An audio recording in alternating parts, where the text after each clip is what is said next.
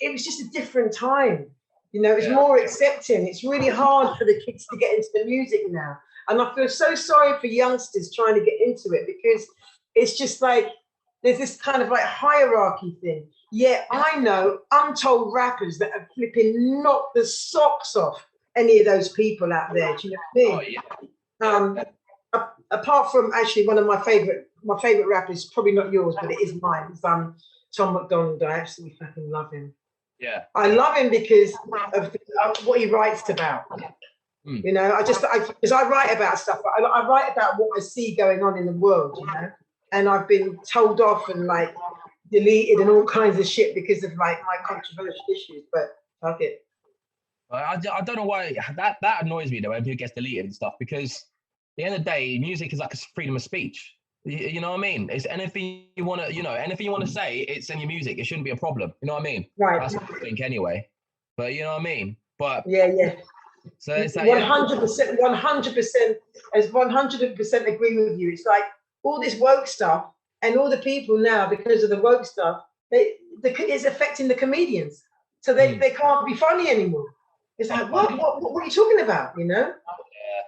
You know, I'll give you a funny one. I started watching a little rerun on just a friend of mine reminded me of this thing called Russ Abbott, right? The Russ Abbott Show. And then, and then in it, and I just thought, shit, how far have we come? And there was like these I'm sorry, I'm a mixed race, remember, right? So if anyone telling me I'm a racist, there's a load of rubbish, right? So and there's these white guys, and they're all dressed up with black faces and like the afros. But I thought it was hilarious. But you're not allowed to think it's funny anymore. It's like, oh, fuck off, you know what I mean? It was funny then, why wouldn't it be funny now? Do you know what I'm saying? So I'm not very PC, I'm afraid. I can't that's all right. Well, I was gonna go back and talk about better start for a second though, because obviously I want to get back in. You were sort of the female version of Mad. Well, not female version, but you were like the female version of Madness, kind of, weren't you? A little bit. That's what people said you were, and that's why I love the style so much as well. Yeah. Were you on the same label as them as well? Yeah. What happened was, Mark, when they were the Body Snatchers, it was around about the two-tone era. Do you know about that era? Yeah. Yeah, so it's like Jerry Dammers, the Specials, Madness, the Beat, and all that kind of stuff, Selector. And they were the Body Snatchers. But then when it became, so that was like the end of now the 70s, right? And then you're going into the 80s. And then you've got things like you've got your Paul Weller, you've got your this, which weren't ska, you've got your new romantics and everything else, and then you've got your pop music, and that was all kind of like intertwined. This like the 80s, and it was all kind of electronic as well. A lot of it was electronic, and then a lot of it was pop. And so we had Madness as well. And so what happened was the record label, right, had picked up on the fact that the Body Snatchers were doing lots of support stuff with like the Selector, the Specials, and all that kind of, which were the big star bands at the time. And they were the only female artists. But when they finished, right, because remember, we're going into a transitional period in terms of music as well now in the 80s, right? So we've got the tail end of the star. Robbo, the guy that owned the record company, Stiff Records, the best record indie label in the whole of the UK, probably in the whole of the world. It was the hippest label. It had everybody on it. Ian Jury, Blockheads, everybody. And is it still around now, or what? Stiff Records, is it still around or not? No, not in the way that it was. No, that was a record company. I mean, that was like, it was not even just like, it was like a family. You go in there and every single pop star was in there, and they were just sitting there having a cup of tea, what's going on, hanging out, just like it was like their living room. It was brilliant. You wouldn't catch that in another record label. And the reason why they signed us up was for exactly what you just said there, because they thought they were going to get the female Madness. Yeah. And we ended up going on tour with them and this and that. Yeah. And I almost married the guitarist. I went out with him for 7 years. Oh, wow. Quite an incestuous business, this world, you know.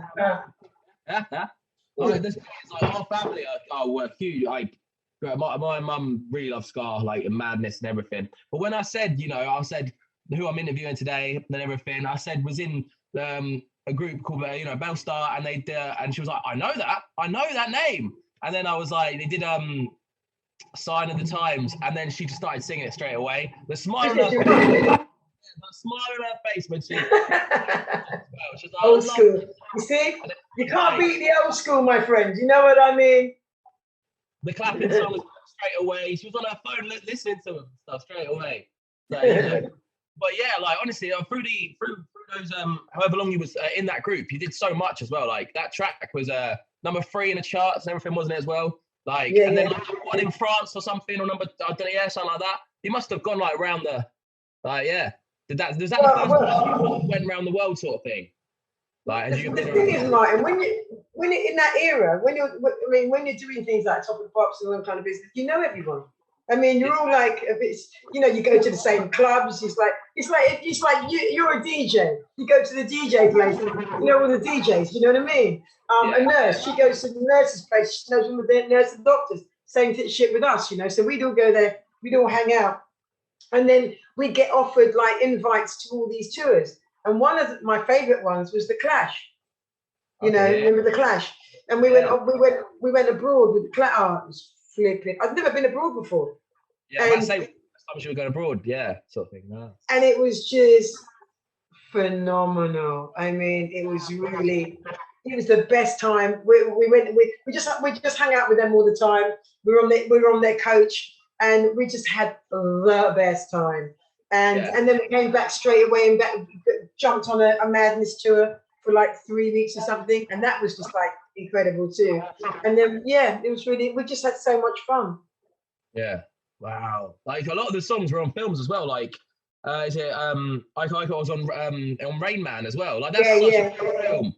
I didn't even know about like that. That must have been well cool as well. Like, well, there's a story here, right? I'll do it really brief. I'm living in, you're going to love this. It's like a fairy story. So I'm living in Miami. I've got no money on me. I'm totally broke. And my friend, Hurricane Nana, right? She was driving down the freeway. We got $2 on us, right? Riding down the freeway. And she puts a radio on. And I was like, oh, I really like this. And she stopped the freaking car in the freeway. I was like, what are you doing? You're going to kill us. She says, Jenny, it's you. And I was like, what the fuck are you talking about? And it was. And I was like, oh, shit. And the reason why I didn't know it was me was because Dustin Hoffman and Tom Cruise were talking all over it. And so what happened was they were using my song, our song, Bellstar song, as an advert for the film. And I'm thinking, shit, can they do that? Next thing you know, I'm in the nightclub that week, and my friend, a guy called Rusty Egan, who was in the band called Visage, anyway, he says, Jen, what are you doing here? I was like, I'm living here. He says, everyone's looking for you. I was like, why? He says, you've got a hit. And I was like, go on, tell me which one it is then. He's like, Mike. I was like, okay, I think I've heard that on the radio. He says, Jenny. He says, he's everywhere. He says, and you don't know about it? He says, let me take your number and I'll give it to the manager and he'll call you. Yeah. Good as gold. 2 days later, the guy calls me up and he's like, are you staying in America? I was like, well, yeah, for a little while. He says, great. He says, the next phone call is going to be something large. A few hours later, I get a phone call. What is it? It's Hollywood. I kid you not. It's fucking Hollywood. I was like, okay. So now I knew, right, that there was an attorney in the next apartment. So I said to the guy on the phone, I said, can you just hold the line a minute? I said, if we're talking business, I said, I said, that's going to get my attorney. He says, yeah, all this kind of shit. So I go rushing across the boat, never didn't even fucking know the guy. I was knocking on the door. I was like, I said, excuse me. I said, I've met him a couple of times. Like, Joe, I said, and all he's got is a little towel around him. He was like, he says, what's the urgency? I said, I need a lawyer. I said, I need an attorney. I said, come on in there now. He's like, okay, we'll do the deal. So he comes in there with a little towel and he does the deal on the phone. You couldn't make this shit up. Next thing you know, a week later, I'm off to Hollywood. What am I doing? I'm interviewing Janet Jackson's dancers. And the next thing you know, it's all over flipping MTV, heavy rotation. End of story. Hey. Wow. And that was just from wow, that's wicked. So you that's a story, huh? Yeah, it is. You spent a lot of time in Miami, didn't you? Like you went out after the group ended. You went over there and just like, would you do? I was reading stuff up. You did some like fashion shows, organised fashion shows, things like that, for a long Where time. did you read that? That's pretty good of you. I don't really usually say that to people. That I'd like to know where you got that one from, but I did. That was a laugh. That was a laugh. Back in those days, we used to have cassettes, right? You probably wouldn't know that, but anyway, you did. Too young for that. When I was little, I had loads of music on cassettes, and so I bluffed my way into work. And then this guy said, "Oh, what can you do?" So I said, "Yeah," I said, "I could do fashion shows." I said, "I do all the choreography," you know, and I was lying, right? So I did it. I ended up doing all the choreography, got paid really well and stuff, and ended up doing shows, you know, in there. And so I stayed there for quite a while, and I met some really good people, really good friends. My friend had me in the shop doing stuff. This lovely surfboard shop. It was really, really hip and trendy. And I ended up doing gigs. And I got a couple of people from the beach. I said, "Right, you're my dancers. Let's go." And then we ended up doing that. And so that was intertwined then with me having a hit, so that I could get better gigs. And we went out to Tampa, everywhere, Mexico, you name it. It was brilliant.